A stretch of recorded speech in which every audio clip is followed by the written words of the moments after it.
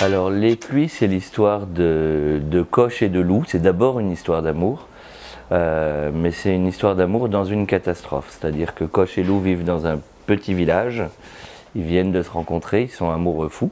Ils se sont rencontrés en septembre et depuis septembre il pleut. Je n'ai jamais vu les yeux de loup au soleil. Quelle couleur ont-ils à la lumière du jour? Le soleil, ce ne sera pas pour aujourd'hui. Pas davantage qu'hier, avant-hier, pas plus que voici un mois. Il pleut depuis maintenant 9 mois, inexplicablement.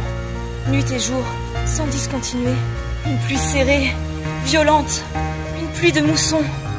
L'eau monte. Et un jour les digues cèdent et l'ensemble du pays est inondé. Et Coche et Loup, leurs petits frères et sœurs, vont devoir survivre dans cette catastrophe. Coche a vu la voiture de ses parents emportée dans le torrent de boue. Ils ont disparu. Je ne sais pas si les miens sont en sécurité. Et à partir de là, ils vont devoir survivre ensemble et surtout essayer de ne pas être séparés. Je dirais que c'est d'abord une envie de roman d'aventure. Voilà, on avait, avec mon éditrice Sarah, très envie de retrouver la veine des romans d'aventure, parfois de romans assez anciens, hein, des romans de piraterie, des romans de trappeurs, voilà. Et on voulait une histoire qui entraîne les personnages tout du long. Jamais les personnages ne sont les maîtres de leur destin. C'est toujours la catastrophe suivante qui décide pour eux. Et on avait envie de suivre des adolescents qui sont des adolescents assez contemporains dans ce type de catastrophe-là. Et voilà. Et c'est cette succession d'écueils que je mets sur leur route qui m'intéressait et de voir comment à chaque fois ils s'en sortent ou pas. Et ben moi je vis à la montagne, donc je monterai un peu plus haut et normalement je devrais être de ceux qui survivent le plus longtemps. Mais si toutes les terres sont submergées, je suis mort, voilà.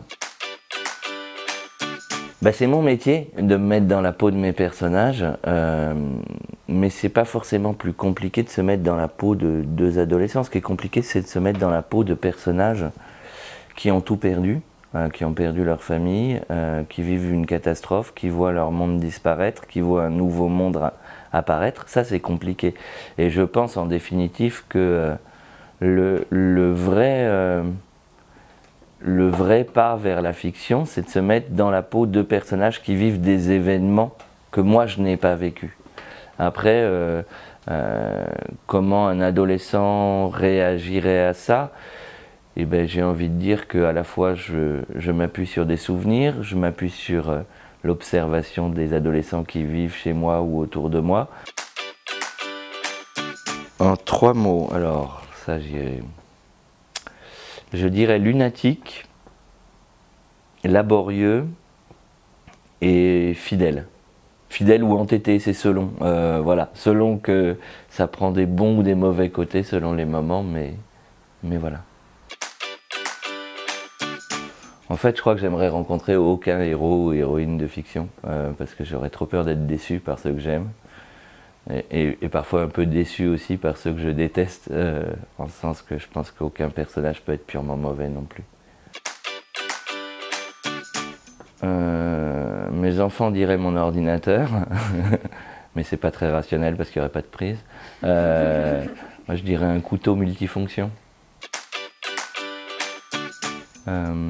Pouvoir me retrouver ailleurs, juste comme ça en claquant des doigts, mais sans savoir où en revanche. Voilà, la surprise à chaque fois. Alors ça clairement c'est les sandwichs de 18h.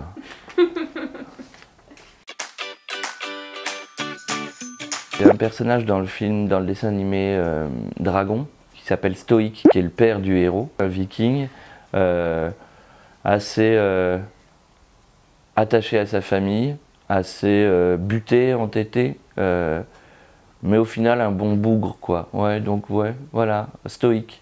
Un galet de rivière, rond, lourd, noir, relativement inutile, mais en même temps on aime bien l'avoir dans sa poche, voilà. L'automne. Allez, si je me fais plaisir, je dirais l'été indien finissant, quand on peut encore aller se baigner dans le lac, etc. La forêt est magnifique, mais ça sent l'hiver quand même, hein. Une odeur. La sueur de bois. J'adore tronçonner et voilà, l'odeur de sueur des bois ou l'odeur du barbecue.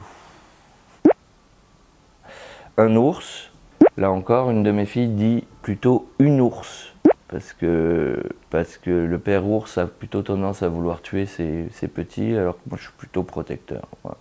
Donc une ours. Un lieu. Une bibliothèque dans une cabane au fond des bois à côté d'un lac sur lequel il y a un ponton. Une humeur, la concentration, voilà, être dans une attitude qui permet le travail. De plus en plus expérimenté, oui. Ça vient avec l'âge. Et plus on est expérimenté, plus on est impuissant. C'est ça le paradoxe. C'est-à-dire qu'on a appris plus de choses de la vie, mais on est de moins en moins capable de les faire.